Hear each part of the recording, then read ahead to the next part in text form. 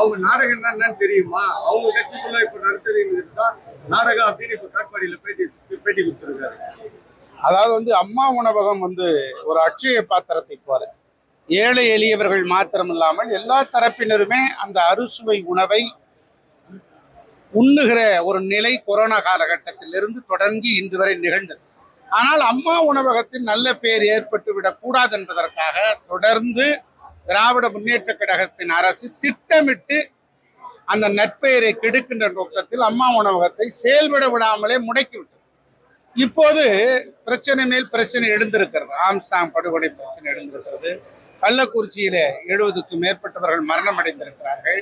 அண்ணா திராவிட முன்னேற்ற கழகத்தின் பக்கம் மக்கள் பார்வை திரும்பி இருக்கிறது. ஆகவே இதை எப்படி திசை திருப்பலாம் என்பதற்காக திராவிட முன்னேற்ற கழகத்தினுடைய தலைவர் முதலமைச்சர் மு.க. ஸ்டாலின் அவர்கள் அம்மா உணவகத்தினுடைய நேரிலே சென்று ஆய்வு நடத்தியது ஒரு நாடகம் என்றே நான் சொல்லுகிறேன்.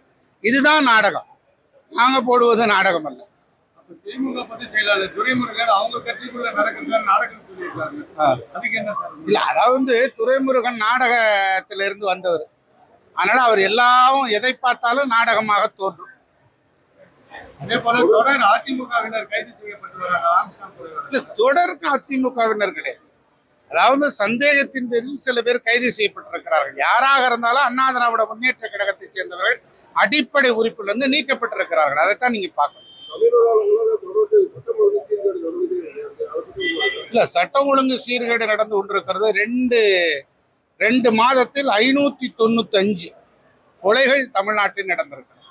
ஆக இதையெல்லாம் பார்க்க வேண்டிய முதலமைச்சர் கவனிக்க தவறிவிட்டார் என்று அண்ணா திராவிட முன்னேற்ற கழகம் குற்றம் சாட்டுகிறார். மின்கட்டண உயர்வு உதவி மின் திட்டத்தில் அதிமுக கையெழுத்திட்டதுனாலதான் தற்பொழுது மின்கட்டணம் உயர்த்த வேண்டிய சூழ்நிலையாகிறது. திமுக அதிமுக அதாவது ஒவ்வொரு காலகட்டத்திலும் காட்சிக்கு 3வது முறையாக மின் கட்டணத்தை உயர்த்தி இருக்கிறது திராவிட முன்னேற்ற கழகத்தின் அரசு. இந்த மின் கட்டணத்தை உயர்த்தினால்தான் மத்திய அரசிலிருந்து நிதி பகிர்வை பெற முடியும் என்பதற்கான ஒரு சூழ்நிலையினால் தான் இந்த மின் கட்டணத்தை உயர்த்தி இருக்கிறோம் என்று மின் பகிர்மான கழகம் சொல்லி இருக்கிறது. இதற்கு என்ன பதில் சொல்ல போகிறார்கள் அவர்கள்? ஆமா, அதாவது போன கடந்த முறை 54,000 கோடி இந்த மின் கட்டண உயர்வின் மூலமாக 54,000 கோடி லாபம் இருக்கிறது. இதுக்கு என்ன கணக்கு?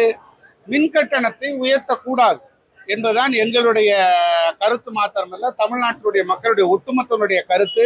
ஆகவே சாதாரணமாக 300 ரூபாய், 400 ரூபாய், 500 ரூபாய் கரண்ட் பில் கட்டிக் கொண்டிருக்கிறவர்கள் இப்போ 1200 1300 வரைக்கும் ஒரு வாடகை கொடுக்கிற அளவுக்கு கரண்ட் உயர்ந்து இருக்கிறது. இது மக்களை நசுக்குகிற செயலை திராவிட முன்னேற்ற கழகத்தின் அரசு செய்து கொண்டிருக்கிறது. இதற்கு தக்க பதிலடியை வருகிற தேர்தலில் மக்கள் தருவார்கள். அது பண்ணலையே. ஒரு மாதமும் பண்ணா கூட அதனுடைய அளவு குறையும். நமக்கு பணம் கட்டுறதுக்கு ஈஸியா இருக்கும். ஆனால் 2 மாதம்ங்கிறது மொத்த சுமையை மக்கள் தலை மீது ஏற்றி வைக்கிறார்.